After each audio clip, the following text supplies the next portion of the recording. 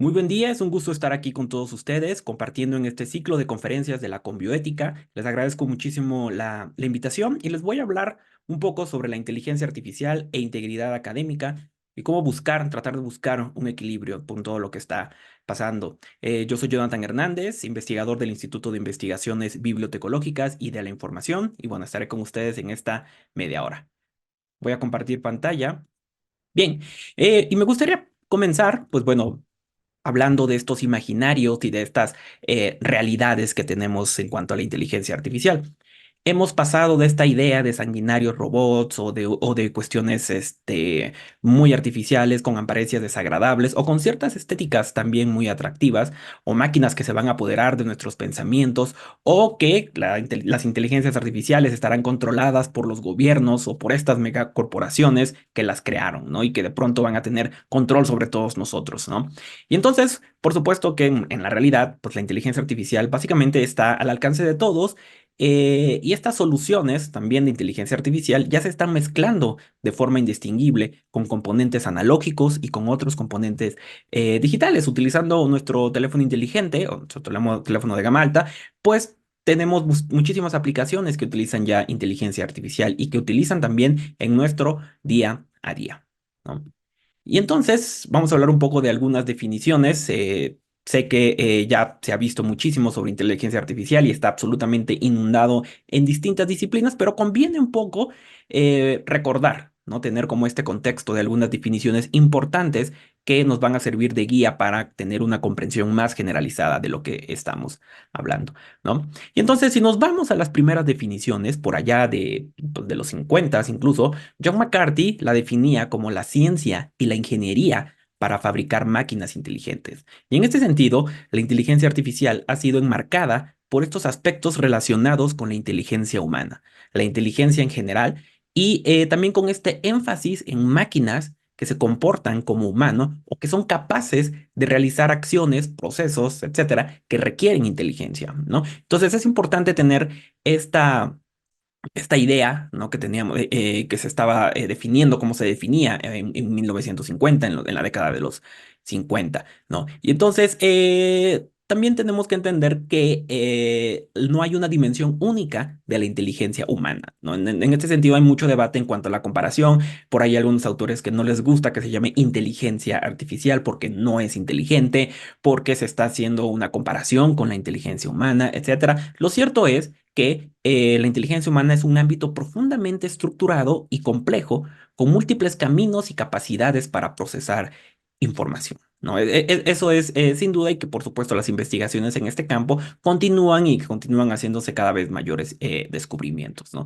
Pero entonces, ¿cómo es que se define ahora como tal la inteligencia artificial, ¿no? Desde el año pasado, ¿no? Se han habido muchísimos grupos de trabajo tratando de encontrar una definición consensuada, una definición que abarque todo el espectro de la inteligencia artificial. Y me gustaría también tener estas dos definiciones que a mi parecer me parecen muy pertinentes. El grupo de expertos de alto nivel del Consejo Europeo en 2019 hizo un documento justamente tratando de ver todas estas definiciones que han habido a lo largo de los años sobre inteligencia artificial, llegando al consenso de que la inteligencia artificial es un término genérico que hace referencia a cualquier máquina o algoritmo que es capaz de observar su entorno, aprender y a partir del conocimiento y la experiencia adquiridos, realizar acciones inteligentes o proponer decisiones. Y esto se parece un poco también a la experiencia humana, ¿no? Observamos nuestro entorno, aprendemos, y a partir del conocimiento y la experiencia que hemos tenido, pues podemos realizar acciones inteligentes o no. Y también proponer decisiones, naturalmente, ¿no? Este año, la OCDE realizó también un documento de trabajo donde habla sobre los sistemas de inteligencia artificial. Me pareció muy importante traer esta definición, ya que indica que un sistema de inteligencia artificial es un sistema basado en una máquina que, para obtener objetivos explícitos o implícitos, infiere a partir de la entrada que recibe cómo generar resultados como predicciones, contenidos, recomendaciones o decisiones que pueden influir en entornos físicos o virtuales. Y por supuesto, argumentando que los diferentes sistemas de inteligencia artificial van a variar en sus niveles de autonomía y adaptabilidad. Entonces, esto me parece también muy, muy, muy importante, que por supuesto va de la mano con la definición anterior, ¿no? Entonces, estas ambas definiciones se complementan de alguna manera y nos hacen ver todo lo que tiene que ver con la inteligencia artificial.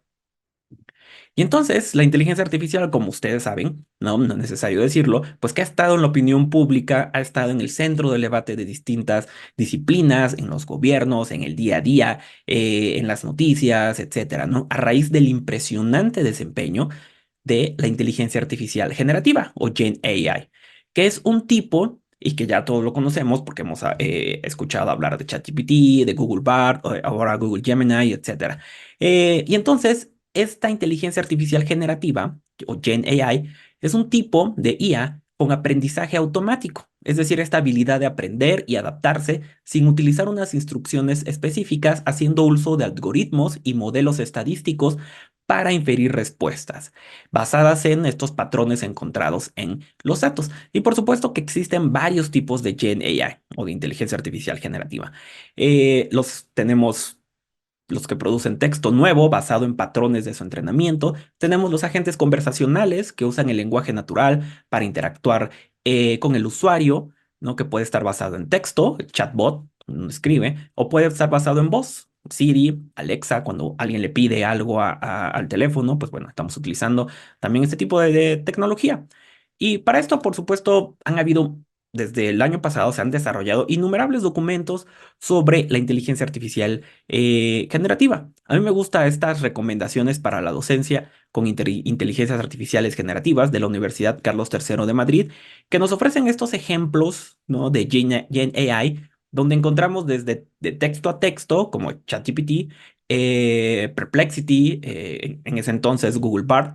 Ahora ya Google ha actualizado a Google Gemini, y entonces también vemos cómo esto ha evolucionado rápidamente, ¿no? También lo que ofrecen las grandes empresas, ¿no? También te puede convertir de texto a video, de texto a imagen, de texto a audio, etcétera. Hay una gran diversidad de inteligencia artificial generativa que se está perfeccionando y se están creando también nuevas tecnologías de inteligencia artificial generativa. Y entonces todas estas inteligencias artificiales generativas pertenecen a la categoría de contenido generado por inteligencia artificial.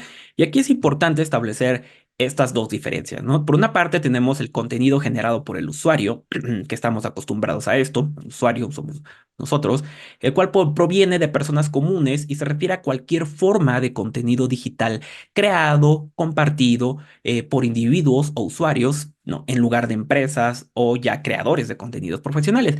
Es, digamos, el contenido, por ejemplo, hay una amplia diversidad informativa, texto, imágenes, video, audio, reseñas. Por ejemplo, los comentarios que dejamos en Google Maps, cuando compramos algo, las valoraciones, etcétera, ¿no? Entonces, este contenido, por supuesto, ha experimentado un rápido crecimiento porque es bastante económico de obtener, ¿no? Los usuarios, nosotros ponemos este contenido, los comentarios en Facebook, las respuestas en Twitter, los comentarios en Instagram, etcétera. Normalmente se hacen sin ningún cargo, ¿no? Sin ningún pago de por medio, ¿no? Entonces estamos ayudando a que este contenido generado por el usuario siga creciendo. Pero por otra parte, también tenemos este contenido generado por inteligencia artificial, el cual implica creación de contenido digital, música, imágenes, lenguaje natural a través de modelos de inteligencia artificial. Y en esta categoría entra, por supuesto, el muy comentado ChatGPT u otras similares, ¿no? El objetivo de esta categoría de contenido generado por inteligencia artificial, pues por supuesto que es permitir que el proceso de creación de contenido sea más eficiente, de mayor calidad y especialmente que sea más rápido. Estamos en una era, por supuesto, de la inmediatez, de la rapidez, en lo cual los segundos, los clics que nosotros damos para acceder a algo, pues cuentan, ¿no? Y cuentan muchísimo. Entonces, naturalmente, con el crecimiento de los datos y el tamaño de modelos, el aprendizaje en la inteligencia artificial se vuelve más completo y sobre todo, y aquí vamos a lo más importante, se vuelve más cercano a la realidad. Y es en realidad esta parte de que se vuelve más cercano a la realidad la gran preocupación o el gran asombro de esta inteligencia artificial, ¿no? Y entonces esto va a originar un contenido de mayor calidad y especialmente más realista. Hablando de videos, que ya se te pueden emular una voz humana o voz de alguien perfectamente, de fotos, por supuesto, generadas con inteligencia artificial y texto, naturalmente, ¿no? Pero entonces también hay otros conceptos que es importante entender porque han salido a la luz de todas estas cuestiones que no son 100% exactas de la inteligencia artificial y como parte de los contenidos que se producen con este tipo de inteligencia artificial generativa. Y entonces tenemos estas alucinaciones, ¿no? Que por supuesto nos recuerdan cuando uno tiene también alucinaciones y es también por eso que se llaman así. Las alucinaciones de la inteligencia artificial en realidad son resultados incorrectos o engañosos que generan los modelos de inteligencia artificial. Y estos errores pueden ser por una amplia gama de factores o de razones, ¿no? No hay datos, no hay datos suficientes de entrenamiento, el modelo hace suposiciones incorrectas o hay sesgos en los datos utilizados para entrenar el modelo. Y estas alucinaciones de la inteligencia artificial pueden ser un problema importante para los sistemas de inteligencia artificial que se utilizan, por ejemplo, para estas decisiones de gran relevancia, como los diagnósticos médicos, las operaciones financieras, incluso por supuesto, en la educación, en la investigación, si nos vamos a otros campos. Entonces, cuando la gente comienza a confiar más en los sistemas de inteligencia artificial y de pronto este sistema arroja muchas alucinaciones, puede, por supuesto, ocasionar problemas, ¿no? Entonces, las alucinaciones de la inteligencia artificial, según estos autores que consulté, pues de alguna manera son similares a cómo a veces los humanos no vemos figuras en las nubes, como vemos o interpretamos algunos otros aspectos, ¿no? Y entonces, el principal problema es que las aplicaciones de inteligencia artificial pueden generar texto, por ejemplo, podemos hablar de texto, pero también imágenes, pero también incluso videos, cada vez son más, que con una mayor calidad, pueden generar información, digamos, convincente, pero completamente incorrecta o sin sentido, ¿no? Pero bien, por ejemplo, en caso del texto, bien argumentado, bien construido, etcétera, que puede sonar incluso convincente, ¿no? Difícil de pensar que lo hizo una inteligencia artificial. Y entonces, estas alucinaciones pueden variar desde errores inofensivos, que no pasa nada, hasta fabricaciones potencialmente peligrosas como desinformación, campañas desinformativas, propaganda, discursos de odio, etcétera, ¿no? Y entonces es también por eso es que es importante abordar y tener en cuenta lo que son las alucinaciones y el potencial peligro para estas, para la inteligencia artificial. Por supuesto, cada vez con mayor frecuencia se van corrigiendo este tipo de errores de la inteligencia artificial. Y también tenemos, ¿no? Lo que son las instrucciones, los prompts, el prompting, ¿no? El prompt funciona como una entrada de información con la cual el usuario, nosotros, le especifica el contexto y la tarea que se espera que la herramienta pues complete o te la entregue, ¿no? Al proporcionar un prompt, se condiciona el modelo de inteligencia artificial para que genere una salida o un resultado coherente y relevante en función de lo que nosotros le estamos preguntando, ¿no? Entonces, estos prompts funcionan como una conversación entre el usuario y la inteligencia artificial, y esta conversación se puede sostener en el lenguaje natural. Y eso es algo importante que también una de las grandes características, además de la rapidez, ¿no? Es la facilidad, es la naturalidad con la que le realizamos estas consultas, bueno, estos prompts. Entonces, venimos, por supuesto, digamos, atrás. Cuando seguimos utilizando Google o algún motor de búsqueda, pues ya teníamos una idea de cómo hacer una consulta para obtener información, ¿no? Si nos vamos atrás, como en las bases de datos, ya estamos un poco acostumbrados, al menos en la academia, a los operadores booleanos, a tener cierto conocimiento para unas instrucciones que nos arrojaran otros documentos u otra información, ¿no? Y entonces, una de las grandes características es el lenguaje natural, ¿no? Que realmente, pues, se basa en lo que uno le pida, ¿no? Entonces, que es este lenguaje que utilizamos normalmente las personas para comunicarnos con otras personas. Y aquí vemos unos ejemplos, ¿no? Desde qué le podemos preguntar a la inteligencia artificial generativa, explica la integridad académica y su relación con la inteligencia artificial, objeto de esta conversación, compara la tasa de obesidad entre dos países, elabora una convocatoria de ponencia sobre los procesos de la migración en el sur de México, algo muy particular, queremos una convocatoria, y sobre cierto tema, ¿no? Y en todas, perdón, nos ofrece unos resultados de alguna manera muy detallados y también muy cercanos a lo que nosotros pretendemos, lo que nosotros deseábamos, ¿no?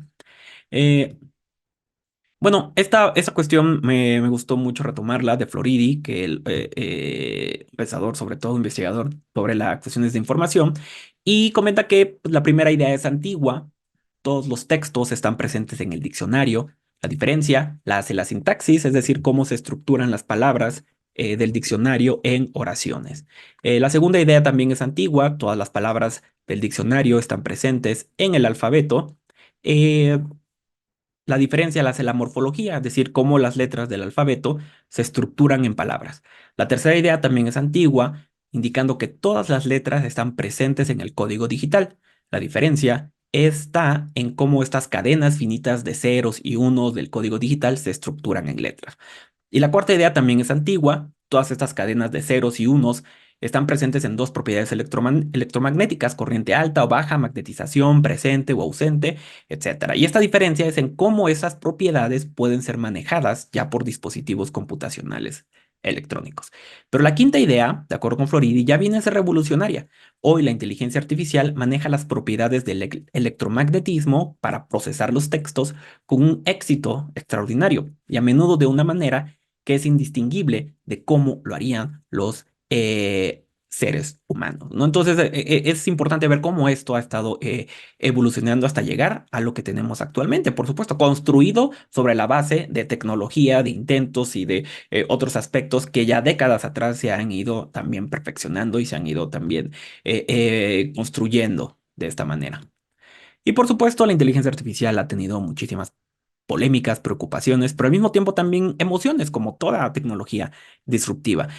Cuestiones de desinformación es una preocupación. La accesibilidad se ha visto de algún cierto modo también favorecida, ¿no? Con las traducciones simultáneas, con otro tipo de aspectos para tener una mayor accesibilidad en la educación, en la comunicación científica, pero también preocupaciones por el contenido sesgado y racista, por la personalización, por el reconocimiento facial y la privacidad y la moderación de contenidos.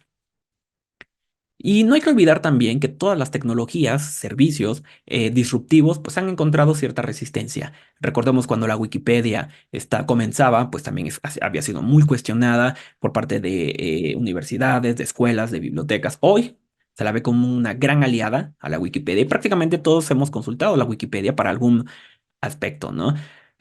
O el propio Internet, también en su momento fue muy cuestionado. La calculadora, ahí tenemos una nota, ¿no? De cuando profesores de matemáticas protestaron contra el uso de una calculadora, una tecnología disruptiva en su momento, naturalmente, que se pensaba que iba a detener como el crecimiento o el desarrollo intelectual de los y las alumnas. El propio Internet, la web social, por supuesto, las redes sociales, ¿no? Como ahora muchas redes sociales ya son aliadas de la educación. Y entonces nos vamos ahora rápidamente, ya cómo lo vinculamos o qué tiene que ver esto con la integridad académica en un sentido. Pero para esto, antes de entrar en este terreno de la integridad académica, es conveniente mencionar que durante estos años hemos escuchado de manera más frecuente este término general, ¿no? Integridad. Por supuesto que no es mi objetivo discutir sobre este término, sobre este concepto, pero sí conviene entenderlo para tener una visión más amplia. Voy a ocupar mucho la ONU aquí. Según la ONU, la integridad es la práctica de ser una persona honesta, respetuosa, adherirse a valores y tomar sistemáticamente decisiones positivas, incluso cuando nadie esté mirando, ¿no? Y si hablamos de integridad, pues nos aparecen también otros sinónimos importantes, ¿no? Palabras asociadas como honradez, probidad, honestidad, rectitud, decencia, dignidad, lealtad, entereza, ¿no? Una persona íntegra cuando estamos refiriéndonos a una persona. ¿No? Y entonces, debido a muchos aspectos externos y muchos aspectos que están sucediendo en el mundo, pues la integridad se ha utilizado también para, en cuestiones más específicas.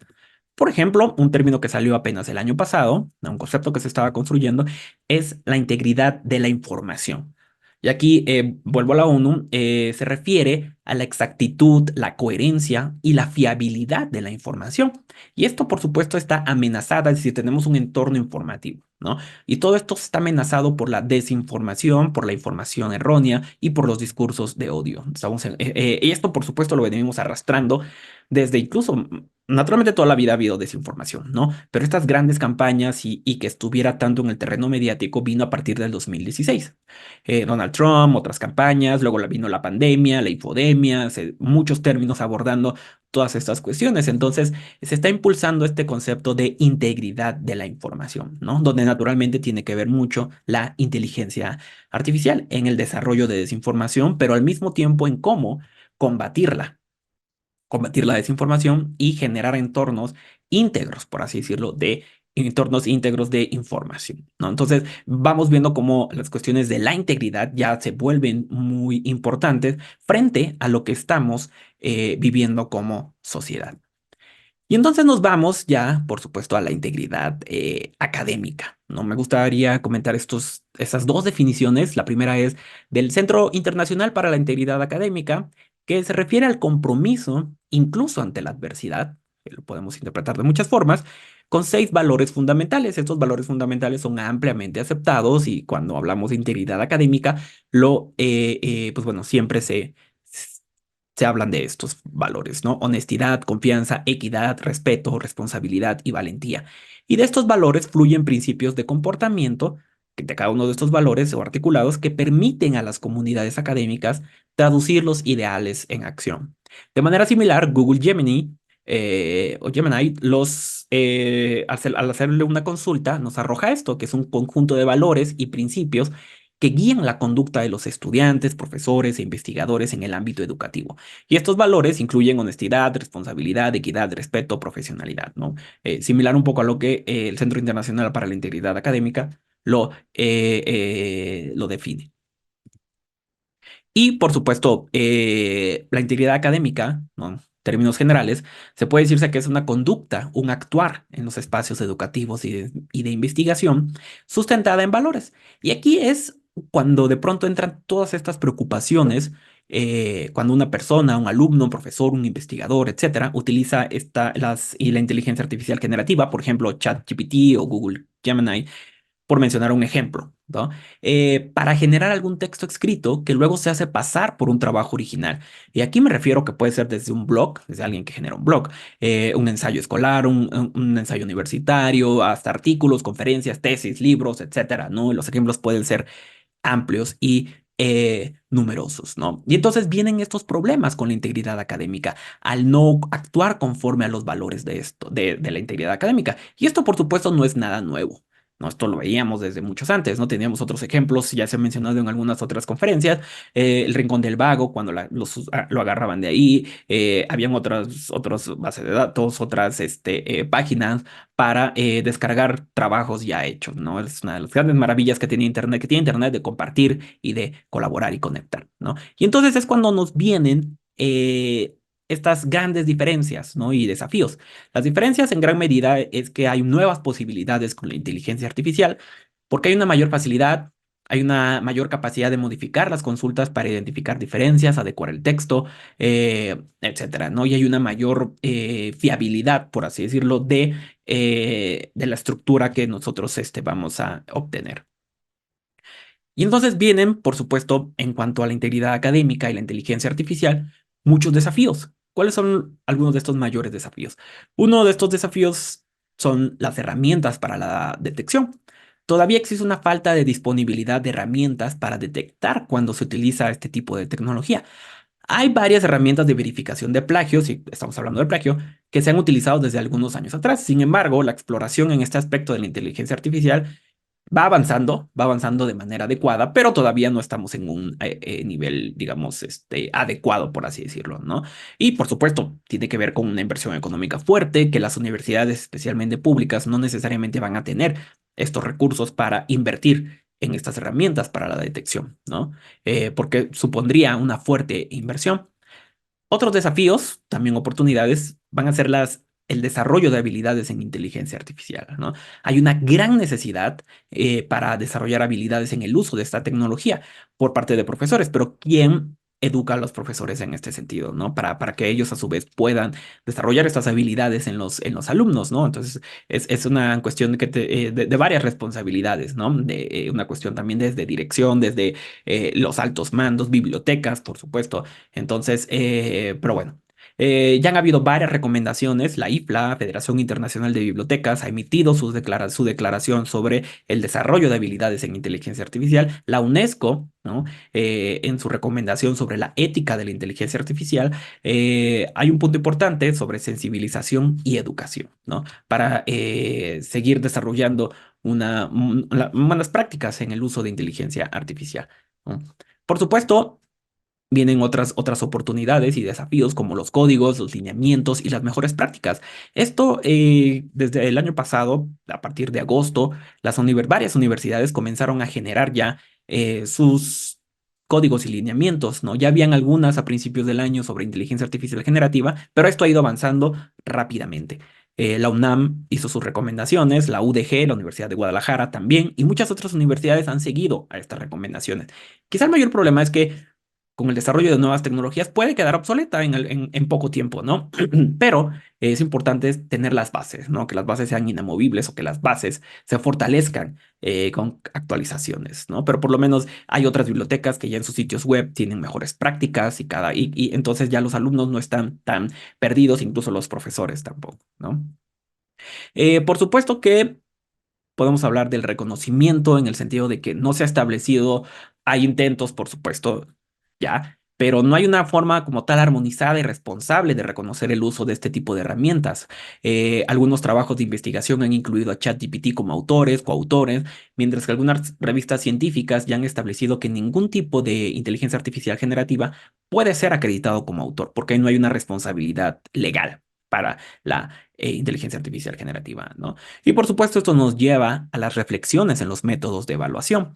Como consecuencia de la popularización de la inteligencia artificial generativa, en distintos ámbitos académicos se está reflexionando sobre cómo adecuar los métodos de evaluación, si es necesaria una revisión, ya que de alguna manera es muy difícil probar que se utilizó una inteligencia artificial generativa de texto.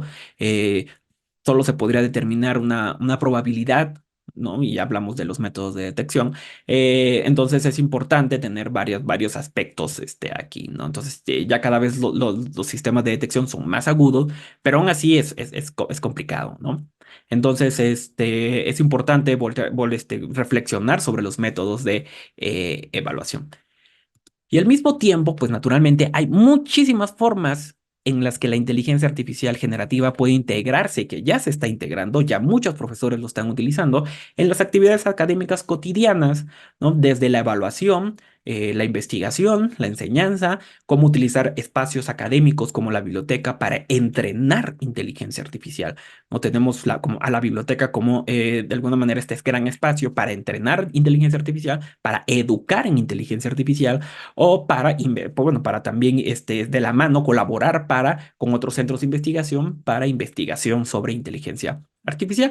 La inteligencia artificial lo mismo puede servir para detectar plagios, para fomentar la creatividad, por supuesto, si es bien utilizada. Y para muchos casos, yo a mis alumnos de tecnología de la información y comunicación, que les doy clases, pues bueno, también hemos utilizado la inteligencia artificial para que ellos vayan viendo las diferentes formas de que se utilizan, comparar inteligencias artificiales generativas, desarrollar otros aspectos producto del uso de la inteligencia artificial generativa, ¿no? Y también hicimos un experimento de cómo harían el prompt, las consultas, personas de diferentes edades, ¿no? De diferentes grupos también, cómo es que ellos harían una consulta con este sistema, sabiendo que no están hablando con una persona, ¿no? Entonces han habido cuestiones interesantes. Bueno, en suma, por supuesto, la inteligencia artificial generativa puede mejorar la integridad académica al detectar y prevenir prácticas deshonestas, que ya lo hablamos, pero también plantea nuevos desafíos que las instituciones deben abordar, ya están abordando, pero por supuesto esto nos llegó a muchos, no de sorpresa, pero sí de alguna manera el ritmo en el que creció, sí, para abordar y garantizar un uso ético y justo del contenido. En la actualidad, el contenido generado que se genera, pues por supuesto que puede caer en o sea, puede producir polarización, desinformación, etcétera, y es importante también tener estos aspectos bien presentes, ¿no? Y entonces es cuando viene que educar a los estudiantes e investigadores sobre las preocupaciones de la integridad académica relacionadas con la IA es crucial para mantener la integridad dentro del proceso educativo. Entonces, estas conversaciones, abrir la conversación, generar estos documentos, guías, prácticas, etcétera, es fundamental para mantener esta integridad académica en básicamente todos los procesos, ¿no? Y finalmente, algunos tips: comprender estas limitaciones de las herramientas de inteligencia artificial, ¿no? Sin siquiera satanizarlas o prohibirlas, por supuesto, ¿no? Utilizarlas como complemento, no como reemplazo, citar las fuentes correctamente, ser transparente sobre el uso de herramientas. Sí utilicé, pero yo también hice esto, como fomentarle esto a los alumnos, buscar la orientación de los instructores y, por supuesto, para finalizar, pues van a seguir surgiendo más preguntas a medida que sigamos desarrollando, interactuando y aprendamos a comprender todas las posibilidades de la inteligencia artificial en la medida en la que la inteligencia artificial generativa se siga volviendo cada vez más aguda, más precisa, etcétera. Por supuesto, ya no es sostenible prohibirlo a estas alturas, rechazarlo o descartarlo, ¿no? Es otra tecnología con la cual vamos a tener que seguir conviviendo. La vamos a seguir mejorando, por supuesto, y entonces es cuando nosotros tenemos que utilizarla, exprimirla con todo su potencial, pero también tener cuidado y estar conscientes de los peligros potenciales que encierra, ¿no? Porque presenta múltiples oportunidades y es una responsabilidad conjunta: alumnos, profesores, autoridades, sociedad en general, ¿no? Gobierno, por supuesto, también. Y hay múltiples partes interesadas, ¿no? Mucha gente está, muchos sectores: sociedad civil, gobierno, educación, academia, estamos involucrados dentro de esto, porque nos afecta básicamente a todos y a todas, ¿no? Entonces es importante tener en cuenta estos aspectos. Y bueno, por mi parte sería todo en esta charla. Espero les haya sido de utilidad. Agradezco nuevamente la invitación a seguir esta charla y por supuesto ahí están mis datos de contacto por si quieren más información. Algunas de las fuentes que utilicé y por supuesto si necesitan más fuentes o más referencias pueden escribirme.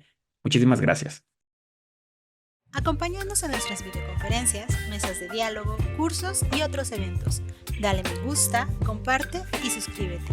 Y no olvides seguirnos en todas nuestras redes.